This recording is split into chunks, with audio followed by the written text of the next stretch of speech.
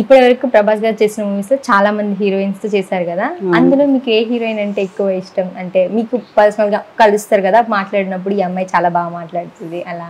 అంటే మరి ముందుగా బాబుతో చేసిన హీరోయిన్స్ అంటే అనుష్క చాలా మంచి అమ్మాయి, చాలా చక్కగా మాట్లాడుతుంది, యాటిట్యూడ్ వాయిస్. తర్వాత ఏమో శ్రేయ ఒక అమ్మాయి చాలా బాగా మాట్లాడుతుంది అమ్మాయి. అందరూ ఎవరైనా కూడా వాళ్ళందరూ చాలా చక్కగా మాట్లాడతారు. అందరూ మాకు ఎక్కువ అనుష్కతో అలవాటు కాబట్టి ఎక్కువ అంటే కృష్ణరాజు గారు బిల్లా సినిమా కూడా చేసింది కదా అమ్మాయి. సో అలా అమ్మాయితో కూడా బాగా చాలా ఫ్రెండ్లీగా ఉంటుంది ఆ అమ్మాయి.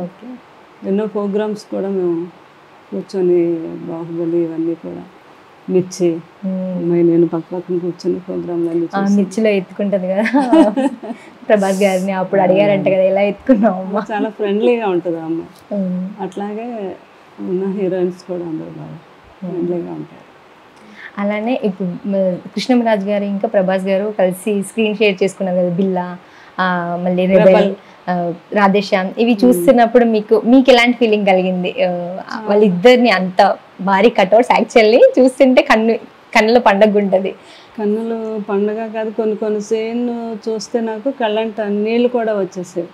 అంటే అసలు వాళ్ళిద్దరు రాధేశ్యామ్లో ఒక సీన్ చూస్తే నాకు అసలు మా డైరెక్టర్ గారు మేడం మేడం అని ఆయనే గుర్తు చేశారు. అంటే తెలియకుండానే నాకు అంత బాగా చేశారు అనమాట వాళ్ళిద్దరు.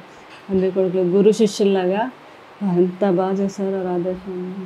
తర్వాత బిల్లాలో అదే, కాకపోతే ఒక సీను చూడలేకపోయాం. కృష్ణరాజు గారు లాస్ట్లో ఆ సీన్లో ఆయన చనిపోవడం ఉంటుంది, ఆ సీన్ మాత్రం నేను చూడలేకపోయాను. బాబు కూడా బయట నేను షూటింగ్ దగ్గరికి వెళ్తూ ఉంటే ఆ సీన్ వచ్చే టైంలో కన్నమ్మ గారిని వెళ్ళిపోమనండి అనేవారు, లేకపోతే చాలా బాధపడతారు చూసి అని. అలాంటి కొన్ని సీన్లు తప్ప ఉన్నవన్నీ కూడా బాగా ఎంజాయ్ చేసి. ఇంకా ఫ్యామిలీతో అటాచ్మెంట్ ఎలా ఉంటుంది ప్రభాస్ గారికి? చాలా బాగుంటుంది ఆయన ఫ్యామిలీతోని, ఫ్రెండ్స్తోని, ఫ్యాన్స్ ఎవరైనా కూడా అసలు ఒకసారి కలిస్తే చాలు అన్నంత అంత బాగా ఎవరైనా వెళ్తే. కృష్ణరాజు గారిని కూడా ఎవరైనా ముందు అంటే కృష్ణరాజు గారు మామూలుగానే చాలా గాంభీర్యంగా ఉండేవారు కదా, ముందు ఎవరైనా కలవటానికి కొంచెం ఇబ్బంది పడేవారు. కృష్ణరాజు గారు భయం అది. ఒకసారి లోపలికి వచ్చి ఆయన కలిసాక ఆయన లైఫ్ లాంగ్ గుర్తుపెట్టుకుంటారంట. అంత ఇదిగా ఎవరినైనా ఆదరించడం వాళ్ళని కృష్ణరాజు గారు అసలు వాళ్ళు మర్చిపోయేవారు కదా జీవితంలో ఒకసారి చూస్తే. అలాగే కృష్ణరాజు గారు లాగా బాబుని కూడా ఒకసారి కలిసిన వాళ్ళు ఎవరు మర్చిపోరు అనమాట. అంత బాగా వాళ్ళు రాగానే ముందు మీరు ఏం తింటారు, ఫుడ్ పెట్టడం ఇష్టం కదా, అన్ని రకాల వాళ్ళకి పెట్టడం, వాళ్ళతో మంచిగా మాట్లాడటం, అదంతా కూడా చాలా తెలిసిపోతుంది. కృష్ణరాజు గారిని మామూలుగా నేను టీవీలో చూసినప్పుడు కూడా అమ్మో చాలా కోపదారి మనిషి అని అనిపిస్తుంది, కానీ ప్రభాస్ గారు అయితే ఆపోజిట్ గా అనిపిస్తారు. అంటే ఎంత స్వీట్ డార్లింగ్ అనుకుంటూ మాట్లాడతారు కదా ప్రతి ఒక్కరు చూస్తే. అలా అంటే కృష్ణరాజు గారిని చూస్తే మాత్రం కొంచెం ఆ ఫీలింగ్ భయం.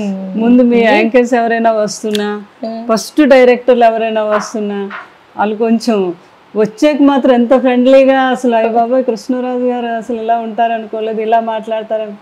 అబ్బో కృష్ణరాజు గారు అసలు చాలా గొప్ప వ్యక్తి కదా ఆయన. ప్రతి ఒక్కరిని కూడా ఎంతో రెస్పెక్ట్గా చూడడం, వాళ్ళకి ముందు ఈయనే నీకు ఏదైనా ఉన్నా కూడా భయం లాంటిది ఉన్నా కూడా పోగొట్టేవారు వాళ్ళకి.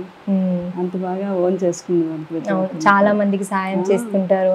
అలా కూడా పాలిటిక్స్ లో కూడా ఉంటుండే కదా సార్. కాకినాడ ఫస్ట్ టైం నిల్చున్నారు 97లో.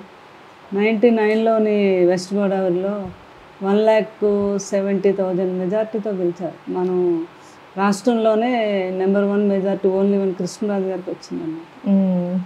4 మినిస్టర్లు చేశారు.